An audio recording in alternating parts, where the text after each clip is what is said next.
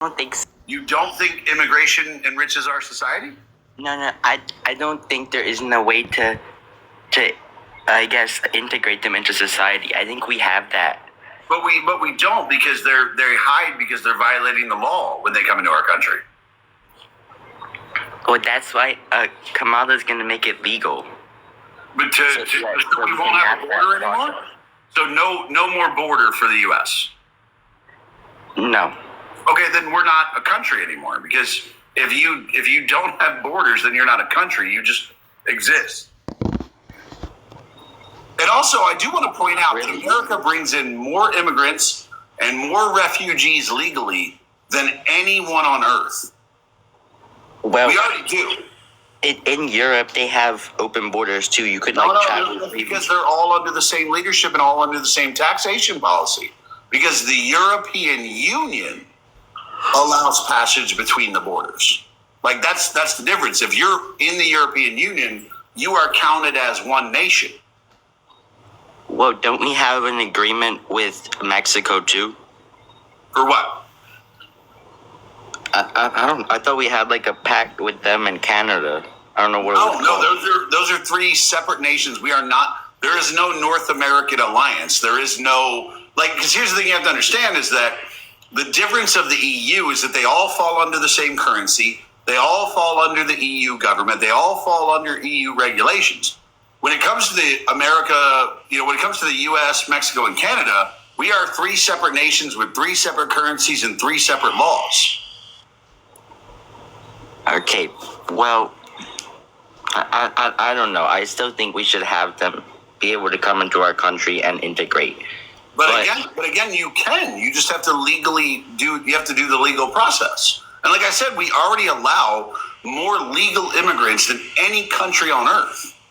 And we already allow more legal refugees than any country on Earth. All we ask is that you come to a port of entry and do it legally.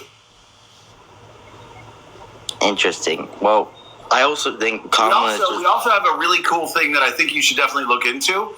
It's called the H-1B visa. It's otherwise known as the Genius visa, where anybody in the world, if they display a genius level intellect, we instantly give them a visa to the U.S.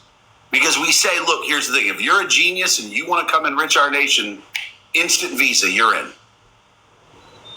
That's cool. It's called the H-1B visa.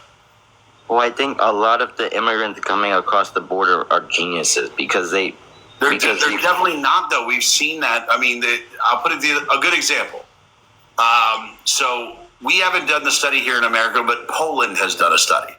Well, okay, you're going, but let me finish. So Poland has done a study where they said, okay, how much crime is committed by Polish people? And they found that 75% of the violent crime in their country is committed by illegal immigrants. And that's why they shut down their borders and no longer allow people to legally immigrate into their country.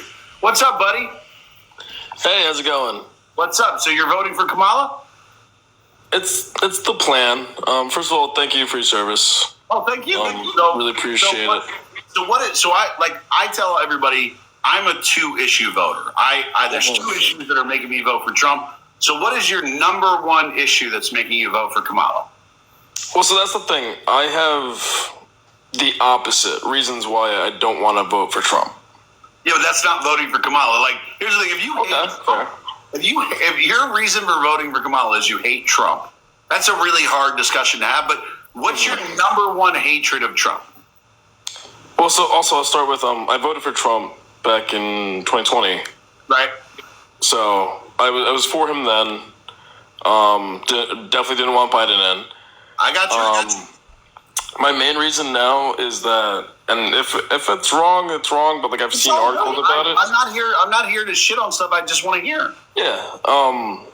What's it called? I don't want to support someone that has been civilly proven to have been a sexual assault. Okay, I totally get that, but you understand. Yeah. But you understand the instructions that were given to the jury in that case, right? No.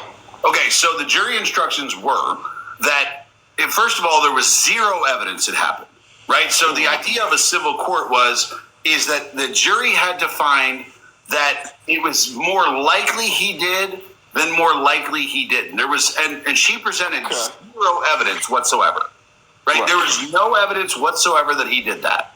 Now, also, the judge specifically instructed the jury that if you feel Trump may have touched her inappropriately by her definition in any way, he was found liable.